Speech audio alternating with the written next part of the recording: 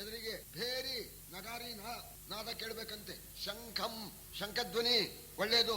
ದಧಿ ಫಲ ಕುಸುಮಂ ಯಾರು ಮೊಸರು ತಗೊಂಡು ಬರೋದು, ಹಣ್ಣು ತಗೊಂಡು ಬರೋದು, ಹೂ ತಗೊಂಡು ಹೂವಾಡಿಗರು ಎದುರಿಗೆ ಬರೋದು, ಇದೆಲ್ಲ ಒಳ್ಳೇದು. ದಧಿ ಫಲ ಕುಸುಮಂ ಪಾವಕಂ ದೀಪ್ಯಮಾನಂ ಉರಿಯತಕ್ಕಂಥ ಅಗ್ನಿ ಅಂದ್ರೆ ಹೊಗೆ ಅಗ್ನಿ ಉಪಯೋಗ ಇಲ್ಲ ಅದಕ್ಕೆ. ಅಲ್ಲಿ ಪಾವಕಂ ಅಂತ ವಿಶೇಷಣ ಕೊಟ್ಟಿದ್ದಾರೆ.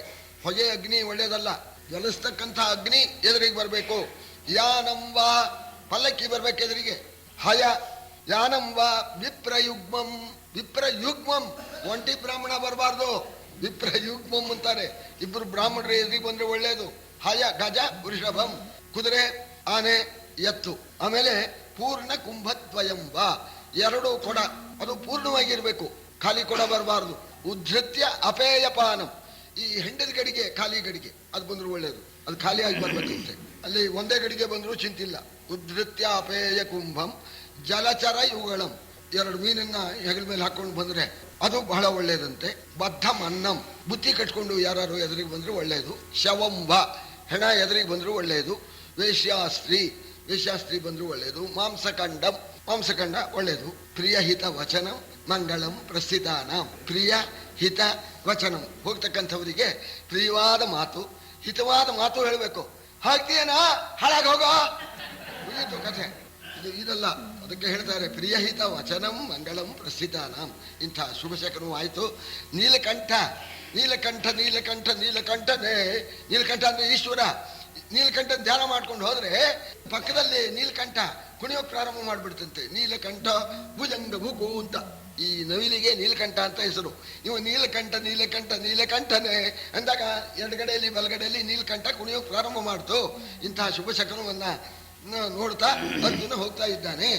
ಅರಸ ಕೇಳೈ ಬರುತ ಭಾರತ ವರುಷವನು ದಾಂಟಿದನು.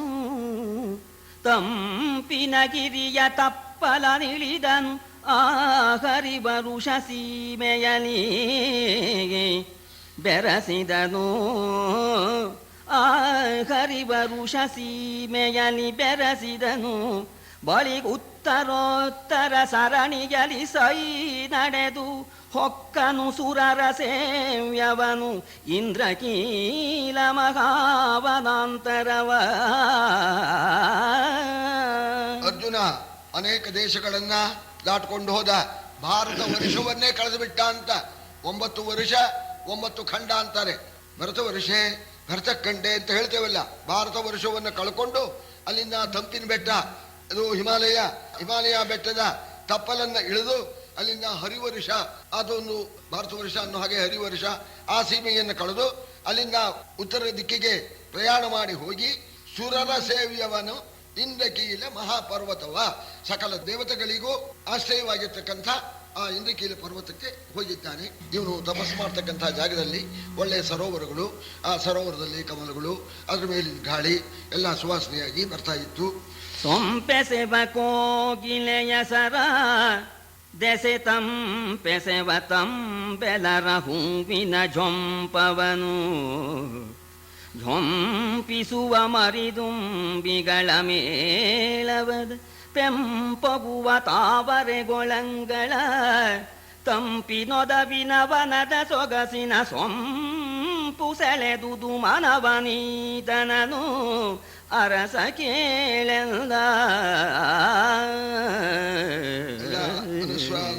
ಇದು ಪ್ರಾಸ ಬಹಳ ಚೆನ್ನಾಗಿದೆ. ಆ ಕೋಗಿಲೆ ಒಳ್ಳೆ ಆನಂದವಾಗಿ ಹಾಡ್ತಾ ಇತ್ತಂತೆ. ಪಿಕಕ್ಕೂಗತಿ ಕೂಜತಿ ಪಂಚಮಂ ಅಂತ ಪಂಚಮ ಸ್ವರ ಹಿಡಿದು ಕೂಗುತ್ತಂಥದ್ದು. ಆ ಕೋಗಿಲೆಯ ಆ ಪಂಚಮ ಸ್ವರವನ್ನು ಕೇಳಿದ ಮಹಾ ಆನಂದವಾಯ್ತಂತೆ.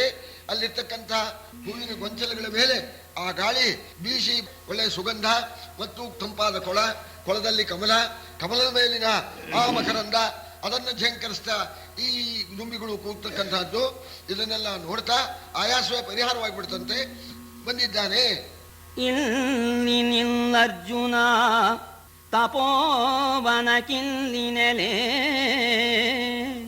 ಶ್ರುತಿಯುವತಿ ಸೂಸುವ ಚೆಲ್ಲೆ ಗಂಗಳ ಮೊನೆಗೆ ಮೀಸಲು ಗುಡದ ಮೈ ಸಿರಿಯ ದುರ್ಲಲಿತದಷ್ಟಾಂಗ ಯೋಗದ ಕೊಲ್ಲಣಿಗೆಯಲಿ ಕೂಡದ ದುಲ್ಲಲಿತರಾಷ್ಟಾಂಗ ಯೋಗದ ಕೊಂದಣಿಗೆಯಲಿ ಕೂಡದ ಅಪ್ರತಿಮಲ್ಲ ಶಿವನ ಕ್ಷೇತ್ರವಿದೆ ಎಂದುದು ನಭೋ ನಿನದ. ಯಕ್ಷ ಕರ್ಕೊಂಡು ಬಂದ ಅಲ್ಲಿ ಆ ಜಾಗಕ್ಕೆ ಬರೋ ಹೊತ್ತಿಗೆ ಆ ಜಾಗ ಪ್ರಶಸ್ತವಾಗಿತ್ತು. ಈ ಜಾಗ ಪ್ರಶಸ್ತ ಅಂತ ಅವನು ಹೇಳಬೇಕು ಯಕ್ಷ. ಅಷ್ಟರಲ್ಲಿ ಅಶರೀರ ವಾಣಿ ಆಯ್ತಂತೆ, ಇಲ್ಲಿ ನಿಲ್ಲು ಅರ್ಜುನ. ಅರ್ಜುನ, ಇದು ಸಿದ್ಧಿ ಪಡ್ಕೊಳ್ಳೋದಕ್ಕೆ ಒಳ್ಳೆ ಕ್ಷೇತ್ರ ಇದು, ಇಲ್ಲಿ ನೀನು ತಪಸ್ಸು ಮಾಡು. ಅಪ್ರತಿಮಲ್ಲನಾದ ಆ ಪರಮೇಶ್ವರನ ಕ್ಷೇತ್ರ ಇದು. ಆ ಪರಮೇಶ್ವರ ನಿನಗೆ ಅನುಗ್ರಹ ಮಾಡ್ತಾನೆ.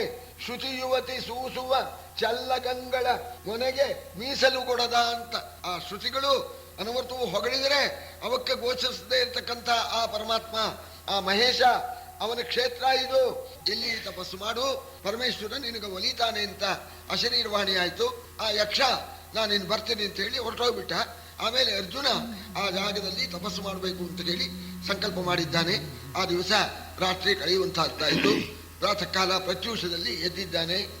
ಧರಣಿಪನ ಬೀಳ್ಕೊಂಡು ಮಾರ್ಗಾಂತರದೊಳಾರಡಿಗೈದು ಹೊಕ್ಕನು ಹರನ ಕರುಣಾ ಸಿದ್ಧಿ ಸಾಧನವೆನಿಪ ಗಿರಿವನವ. ಮರುದಿವಸದುದಯದಲ್ಲಿ ಮಿಂದನು ಸರಸಿಯಲಿ, ಮರುದಿವಸದುದಯದಲ್ಲಿ ಮಿಂದನು ಸರಸಿಯಲಿ. ಸಂಧ್ಯಾಭಿಮುಖದಲ್ಲಿ ತರಣಿಗರ್ಘ್ಯವನಿತ್ತು, ದೇವಂ ವ್ರಜಕ್ಕೆ ಕೈ ಮುಗಿದ. ಸರಿ, ಕೆಲವು ದಿವಸ ನಡೆದು ಈ ಇಂದ್ರಕೀಲಕಕ್ಕೆ ಬಂದಿದ್ದಾನೆ. ಪರಮೇಶ್ವರನ ಕರುಣೆಯ ಆಗ್ತಕ್ಕಂಥ ಸಿದ್ಧಕ್ಷೇತ್ರ ಅಂತ ಹೇಳಿ ಅಲ್ಲಿ ಉಳ್ಕೊಂಡಿದ್ದಾನೆ. ಆ ರಾತ್ರಿ ಕಳೆಯಿತು. ಮಾರನೇ ದಿವಸ ಸೂರ್ಯೋದಯಕ್ಕೆ ಸರಿಯಾಗಿ ಸರೋವರದಲ್ಲಿ ಸ್ನಾನ ಮಾಡಿ ಸಂಧ್ಯಾದಿ ನಿತ್ಯ ಕರ್ಮಗಳನ್ನ ಮುಗಿಸ್ಕೊಂಡ್ಬಿಟ್ಟು ಆಮೇಲೆ ಸೂರ್ಯನಾರಾಯಣನಿಗೆ ಅರ್ಘ್ಯ ಪ್ರದಾನ, ಉಪಸ್ಥಾನ, ಸ್ತೋತ್ರ ಎಲ್ಲ ಮುಗಿಸಿ ದೇವತೆಗಳಿಗೆ ಕೈ ಮುಗಿದು ಗಣಪತಿಯನ್ನ ಪ್ರಾರ್ಥನೆ ಮಾಡಿ ಸರಸ್ವತಿಯನ್ನ ಸ್ತೋತ್ರ ಮಾಡಿ ದೇವತೆಗಳಿಗೆಲ್ಲ ಕೈ ಮುಗಿದು ಪರಮೇಶ್ವರನನ್ನು ಕುರಿತು ತಪಸ್ಸಿಗೆ ಪ್ರಾರಂಭ ಮಾಡ್ತಾನೆ ಪಾರ್ಥ. ವಿನುತ ಶಾಂಭವ ಮಂತ್ರ ಜಪ ಸಂಜನಿತ ನಿರ್ಮಲ ಭಾವ ಶುದ್ಧಿಯ ಮನದುಳು.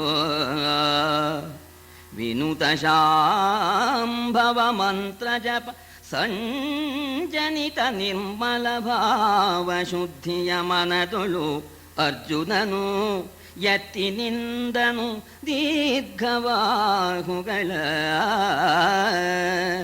ನೆನಪು ನೆಂಬಿತು ಶಿವನನು. ನೆನಪು ನೆಮ್ಮಿತು ಶಿವನ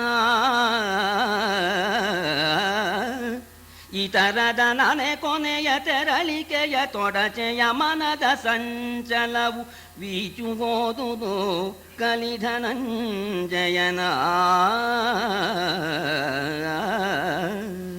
ಶಾಂಭವ ಮಂತ್ರ, ಶಂಭುವಿನ ಮಂತ್ರ, ರುದ್ರ ಸೂಕ್ತ, ನಮಸ್ತೆ ರುದ್ರ ಮೊದಲಾದ್ದು ಇದನ್ನೆಲ್ಲ ಹೇಳಿದ್ದಾನೆ. ಈ ಶಾಂಭವ ಮಂತ್ರವನ್ನು ಹೇಳಿದ್ರಿಂದ ಪರಿಶುದ್ಧನಾಗಿದ್ದಾನೆ. ಮನಸ್ಸು ಕೂಡ ಪರಿಶುದ್ಧವಾಗಿದೆ.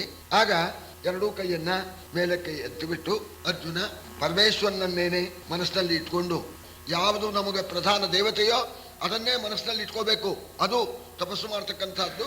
ಇತರವನ್ನೆಲ್ಲ ಬಿಟ್ಟು ಪರಮೇಶ್ವರನನ್ನೇನೆ ತದೇಕ ಧ್ಯಾನದಿಂದ ಮನಸ್ಸಿನಲ್ಲಿ ಇಟ್ಕೊಂಡ್ಬಿಟ್ಟು ಧ್ಯಾನ ಮಾಡೋದಕ್ಕೆ ಪ್ರಾರಂಭ ಮಾಡಿದ್ದಾನೆ. ಬಾಕಿ ಇದೆಲ್ಲ ಇವನ ಮನಸ್ಸಿಂದ ಬಿಟ್ಟೋಗ್ಬಿಡ್ತು ಅಂತ, ಈಚೆ ಓದುದು ಎಲ್ಲ ಹೊರಟೋಗ್ಬಿಡ್ತು ಅಂತ. ನಾವು ಯಾವುದನ್ನೇ ಮಾಡಲಿ ಸಂಪ್ರದಾಯವೂ ಆಗಿದೆಯಲ್ಲ, ಯಾವ ವ್ರತ ಮಾಡ್ತೇವೋ ವ್ರತ ನಾಮುತ್ತಮಂ ವ್ರತಂ ಅಂತ ಆ ವ್ರತ ಉತ್ತಮ ಅಂತ ಹೇಳಿ ಮಾಡ್ಬೇಕಲ್ಲ, ಹಾಗೆ ಶಿವನನ್ನೇನೆ ಧ್ಯಾನ ಮಾಡ್ತಾ ಇದ್ದಾನೆ. ಹೇಗೆ ನಿಂತ್ಕೊಂಡಿದ್ದ ಇದನ್ನ ಇಲ್ಲಿ ಅರ್ಜುನ ಯಾವ ರೀತಿ ತಪಸ್ಸು ಮಾಡದ, ತಪಸ್ಸು ಮಾಡೋದು ಯಾವ ರೀತಿ ಮಾಡಬೇಕು ಅದನ್ನ ಅರ್ಜುನನ ಆ ಸ್ವರೂಪವನ್ನ ಕವಿ ವರ್ಣನೆ ಮಾಡ್ತಾನೆ. ಮುಗುಳು ಗಂಗಳ ಮೇನು ಬುಡಿದೋಳುಗಳ ಮಿಡುಕುವ ತುಟಿಯ ತುದಿಗಾಲುಗಳ ಹೊರಿಗೆಯ ತಪದ ನಿರಿಗೆಯ ನಿಷ್ಪ್ರಕಂಪನದ ಬಿಗಿದ ಬಿಲ್ಲಿನ ಬೆನ್ನ ಬತ್ತಳಿಕೆಗಳ ಕಿಗ್ಗಟ್ಟಿನ ಕಠಾರಿಯ ಹೆಗಲಡಾಯುಧ ಹೊಸ ತಪಸಿ ತೊಡಗಿದನು ಬಲುದಬವ. ಹೊಸ ತಪಸ್ಸಿ ಅಂತ ಈ ತರಹ ತಪಸ್ ಮಾಡಿದವರು ಯಾರೂ ಇಲ್ಲ. ತಪಸ್ಸು ಮಾಡೋ ತರಹನೇ ಬೇರೆ, ಇವನ್ ತರಹನೇ ಬೇರೆ, ಇದು ವಿಲಕ್ಷಣ. ಅದಕ್ಕೆ ಹೊಸ ತಪಸ್ಸಿ ಅಂತಂದ್ರು. ಹೇಗೆ ಮಾಡಿದ ಅಂತಂದ್ರೆ ಕಣ್ಣನ್ನ ಮುಚ್ಕೊಂಡ್ಬಿಟ್ಟಿದಾನಂತೆ, ಎರಡೂ ತೋಳುಗಳನ್ನ ನೀಡ್ಕೊಂಡಿದ್ದಾನೆ, ಅಂಗುಷ್ಠದಿಂದ ನೆಲವನ್ನ ಒತ್ಕೊಂಡಿದ್ದಾನಂತೆ, ಪೂರಾ ಕಾಲು ಇಟ್ಟಿಲ್ಲ. ಹೇಗೆ ನಿಂತ್ಕೋಬೇಕು ನೋಡಿ, ಪೂರಾ ಕಾಲನ್ನು ಕೂಡ ಊರಿಲ್ಲ. ಮೀನುಗೂ ದುಟಿ ಆ ಪರಮೇಶ್ವರನ ಮಂತ್ರವನ್ನ ತುಟಿಯಲ್ಲಿ ಮೆಲ್ಲಗೆ ಉಚ್ಚಾರ ಮಾಡ್ತಾ ಇದ್ದಾನಂತೆ. ಸರಿ, ಯಥಾ ಪ್ರಕಾರ ಎರಡು ಕಡೆಗೂ ಕಟ್ಕೊಂಡಿರೋ ಬತ್ತಳಿಕೆ, ಈ ಕಡೆಯಲ್ಲಿ ಬಿಲ್ಲು, ಈ ಕಡೆಯಲ್ಲಿ ಸೊಂಟಕ್ಕೆ ಕತ್ತಿ, ಇದೆಲ್ಲ ಇದೆ. ಇಂಥ ಹೊಸ ತಪಸ್ವಿ ಪರಮೇಶ್ವರನ ಕುರಿತು ತಪಸ್ಸು ಮಾಡ್ತಾ ಇದ್ದಾಗ ಅರಸ ಕೇಳೈ ವಿಪ್ರವೇಶವಧರಿಸಿ ಧರಗಿಳಿದನು ಸುರೇಶ್ವರ. ತರಹರಿಸರಿ ಮಾತನೆಂದನು ನಿಜ ಕುಮಾರಂಗೆ. ಮರಿಚ ಮೌಕ್ತಿಕ ಲೋಹ ಹೇಮಾಭರಣ ಚರ್ಮದುಕೂಲ ಮಿಳಿಹಾದರಿಯ ಹೂವಿನ ದಂಡೆಗೆ ಕನಿವಾಸವೇಗೆ. ಮರಿಚ ಮೌಕ್ತಿಕ ಲೋಹ ಹೇಮಾಭರಣ ಚರ್ಮದುಕೂಲ ಮಿಳಿಹಾದರಿಯ ಹೂವಿನ ದಂಡೆಗೆ ಏಕ ನಿವಾಸವೇಗೆಂದ.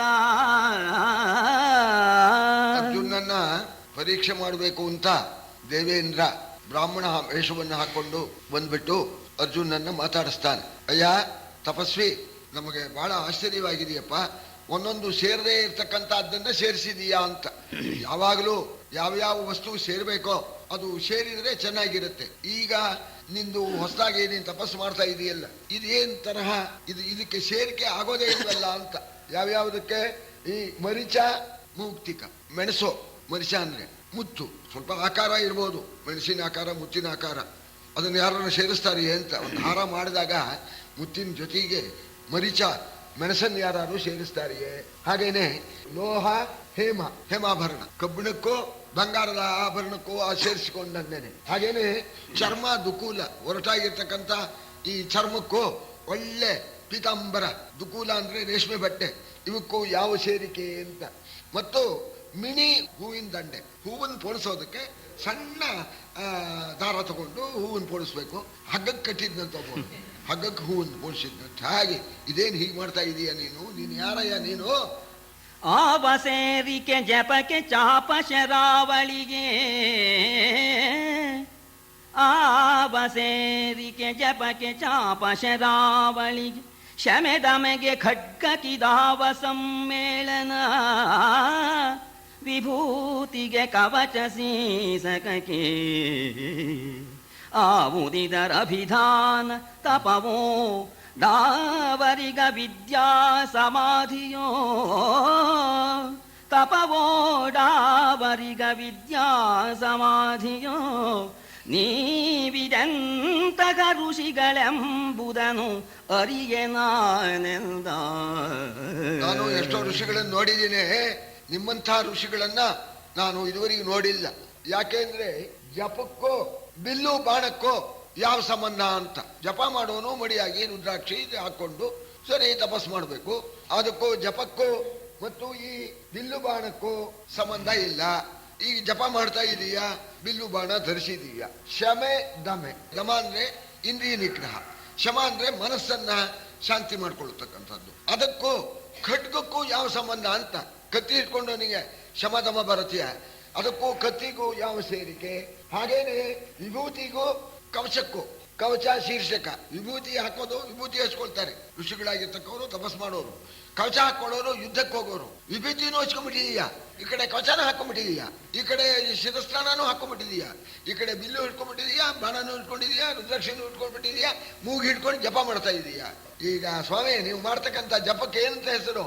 ಇದು ಯಾರಿಗೆ ಅನ್ಯಾಯ ಮಾಡೋದಕ್ಕಿಂತ ತಪಸ್ಸು ಮಾಡ್ತಾ ಇದ್ದೀರಿ. ಇಂಥ ತಪಸ್ಸುಗಳನ್ನ ನಾನು ನೋಡಿಲ್ಲ.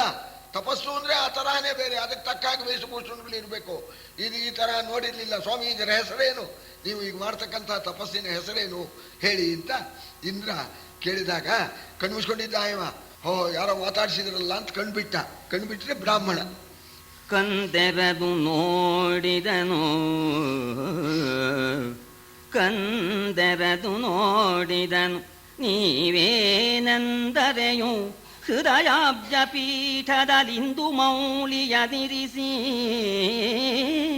ಮೆಚ್ಚಿಸುವೆನು ಸಮಾಧಿಯಲಿ ಇಂದಿನಿ ಬಹಿರಂಗ ಚಿಹ್ನೆಯ ಕುಂದು ಹೆಚ್ಚಿನಲಿ ಏನು ಫಲವು ಇಂದಿನಿ ಬಹಿರಂಗ ಚಿಹ್ನೆಯ ಕುಂದು ಹೆಚ್ಚಿನಲೇನು ಫಲವೆನನು ಅಂದು ತಲೆದೂಗಿದನು ಸುರಪತಿ ತೋರಿದನು ನಿಜವ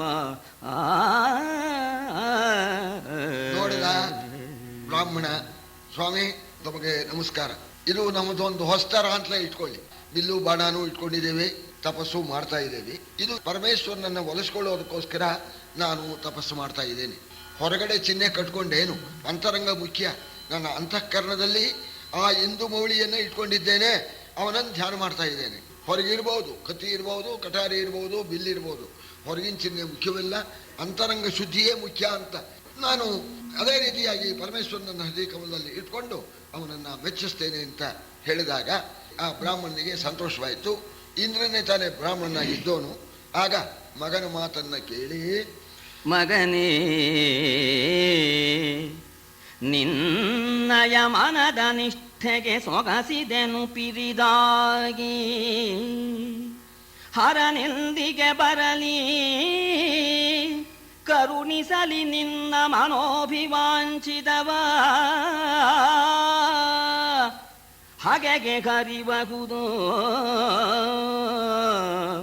ಹಗೆಗೆ ಹರಿಬಹುದೆಂದು ಸುರಮೌಳಿಗಳ ಮಣಿ ಸರಿದನು ವಿಮಾನದಲ್ಲಿ ಅಗಧರನ ಮೈದುನನ ಮಹಿಮೆಯನು ಇನ್ನು ಕೇಳೆಂದ. ತನ್ನ ನಿಜರೂಪ ತಾಳ್ಬಿಟ್ಟ. ನಾನು ಇಂದ್ರ ಕಣೋ, ನಿನ್ನಯ ಈ ತಪಸ್ಸಿನ ನಿಷ್ಠೆಗೆ ನಾನು ಮೆಚ್ಚಿದ್ದೇನೆ. ಪರಮೇಶ್ವರನ ಅನುಗ್ರಹ ನಿನಗಾಗತ್ತೆ. ಆಮೇಲೆ ಮತ್ ನಾನು ಬರ್ತೇನೆ. ಇದೇ ರೀತಿಯಾಗಿ ಶುದ್ಧವಾದ ಭಾವನೆಯಿಂದ ಪರಮೇಶ್ವರನನ್ನ ಆರಾಧನೆ ಮಾಡು. ಪರಮೇಶ್ವರ ನಿನ್ನ ಇಷ್ಟಾರ್ಥವನ್ನು ಕರುಣಿಸಲಿ, ಅದರಿಂದ ಶತ್ರುಗಳ ನಾಶವಾಗಲಿ. ನಾನು ಬರ್ತೇನೆ ಅಂತ ಹೇಳಿ ಮಗನಿಗೆ ಆಶೀರ್ವಾದ ಮಾಡಿ ದೇವೇಂದ್ರ ವಿಮಾನದ ಮೇಲೆ ಕೂತ್ಕೊಂಡು ಸ್ವರ್ಗಲೋಕಕ್ಕೆ ಹೊರಟೋದ. ಆಮೇಲೆ ಅರ್ಜುನ ತಪಸ್ಸನ್ನ ಪ್ರಾರಂಭ ಮಾಡಿದ್ದಾನೆ. ಇಂಥ ಅರ್ಜುನನ ತಪೋ ಮಹಿಮೆ ಈ ಹಿಂದೆ ಯಾರೂ ಮಾಡಿಲ್ಲ. ಅರ್ಜುನ ಮಾಡಿರ್ತಕ್ಕಂಥ ತಪಸ್ಸಿನ ರೀತಿಯನ್ನ ಹೇಳ್ತೇನೆ ಕೇಳೋ ಜನಮೇಜಯ ಅಂತಂತ ಇದ್ದಾರೆ. ಇಂಥ ತಪಸ್ಸು ಯಾರೂ ಮಾಡಿಲ್ಲ. ಮರಳಿದನು ದೇವೇಂದ್ರನತ್ತಲು ಹರನೊಡನೆ ಹೊರೆಯೇರಿದಂತಃಕರಣ ಹಿಗ್ಗಿತು ಹುದುಗಿದನು ಬಹಿರಂಗ ಭಾವನೆಯ ಧರಣಿ ಮೊದಲೇನೆ ಭೂತ ಪಂಚಕ ಮರುತ ಪಂಚಕ ವಿಷಯವಿಂದ್ರಿಯ ಕರಣ 25 ತತ್ವಾತ್ಮಗನ ಚಿಂತಿಸಿದ. ದೇವೇಂದ್ರ ಹೋದ ಮೇಲೆ ಇವನ ತಪೋ ವೈಖರಿ ಬಹಳ ಜೋರಾಗ್ಬಿಡ್ತು ಅಂತ ಪರಮೇಶ್ವರನನ್ನ ಸೇರಿಬಿಡ್ತಂತೆ. ಇವನ ಮನಸ್ಸು ಹರನೊಡನೆ ಹೊರೇರಿತು ಅಂತಃಕರಣ. ಪರಮೇಶ್ವರನ ಪಡೆದು ಬಿಟ್ಟಿದೆಯಂತೆ, ಹಿಗ್ಗಿಬಿಟ್ಟಿದೆಯಂತೆ. ಬಹಿರಂಗ ಭಾವನೆಯನ್ನೆಲ್ಲ ಬಿಟ್ಬಿಟ್ಟು ಪರಮೇಶ್ವರನನ್ನೇನೆ ಮನಸ್ಸಲ್ಲಿ ಇಟ್ಕೊಂಡು ತಪಸ್ಸು ಮಾಡ್ತಾ ಇದ್ದಾನೆ. 25 ತತ್ವಾತ್ಮಕ ಅಂತ, 25 ತತ್ವಾತ್ಮಕ ಪರಮೇಶ್ವರ ಅಂತ ಹೇಳಿ ಹೇಳ್ತಾರೆ. 25 ತತ್ವ ಅಂತಂದ್ರೆ ಪಂಚಭೂತಗಳು, ಪಂಚ ವಾಯುಗಳು, ಪ್ರಾಣಾಪಾನಾದಿ ಪಂಚವಾಯುಗಳು, ಪೃಥ್ವಿ ತೇಜ ಇದು ಪಂಚಭೂತಗಳು. ಆಮೇಲೆ ಈ 5 ಕರ್ಮೇಂದ್ರಿಯ, 5 ಜ್ಞಾನೇಂದ್ರಿಯ, ಈ 5 ವಿಷಯಗಳು ಶಬ್ದ ಸ್ಪರ್ಶ ರೂಪರಸ ಗಂಧ ಅಂತ ಒಟ್ಟು 5 ಇಲ್ಲಿ 25. ಇಂಥ ಪಂಚವಿಂಶತಿ ತತ್ವಾತ್ಮಕನಾಗಿರ್ತಕ್ಕ ಆ ಪರಮೇಶ್ವರನನ್ನ ಧ್ಯಾನ ಮಾಡ್ತಾ ಇದ್ದಾನೆ. ಆಗ ಮೊದಲಿಂದ ನೋಡಿ ಕ್ರಮವಾಗಿ ಹೋಗ್ಬೇಕು. ಮೊದಲೇನ್ ಮಾಡಿದ್ದಂತೆ ಈ ರೀತಿ ಆಹಾರ ತಗೊಂಡು ಅವನು ತಪಸ್ಸಿಗೆ ಪ್ರಾರಂಭ ಮಾಡ್ದ. ಮೊದಲೇನ್ ಮಾಡ್ದ,